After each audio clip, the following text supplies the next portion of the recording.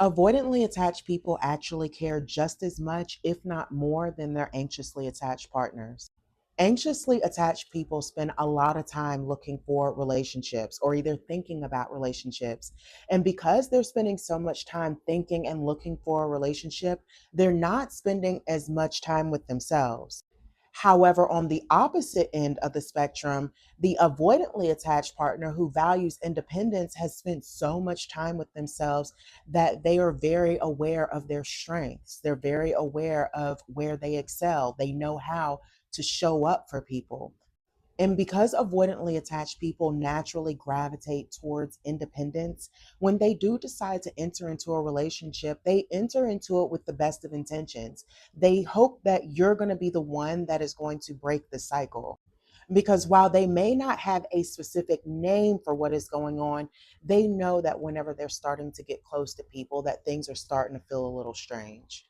However, as confident as avoidantly attached people may initially show up, their Achilles heel is relationships. Not because they have issues with intimacy, well, of course, because they have issues with intimacy, but also because the relationships, that's what highlights the insecurities. Most of these insecurities that they're not even aware that exist until they get into a relationship.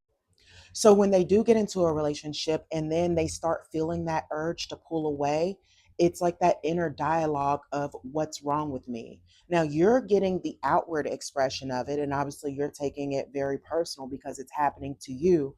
But the actual inner dialogue is what's wrong with me. And because avoidants actually think very highly of themselves, the fact that they cannot get a relationship to work is a major blow to their ego. So while you're left mourning the end of the relationship, the avoidant is actually not necessarily mourning, but they are having strong feelings of just being uncomfortable because they know that they messed up. Every failed connection just reaffirms that something is wrong with them in their mind.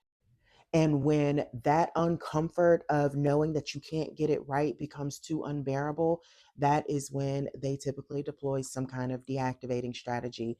And that could very much look like them moving on to the next person, seeming like they don't care, detaching their emotions. That is so normal because they are really feeling an internal pain of just not feeling good enough, feeling like something is wrong with them because every time they get into a relationship, they have this overwhelming urge to pull away and they usually act on it. So, yes, avoidants do care. And in most cases, they actually care more than their anxious partner because they have more invested in it. While the anxious partner is looking for that ride or die, the one they can ride off into the sunset with, the avoidant is looking for that one person to prove them wrong. They are looking for that one person that is going to show them that, hey, they aren't so bad after all.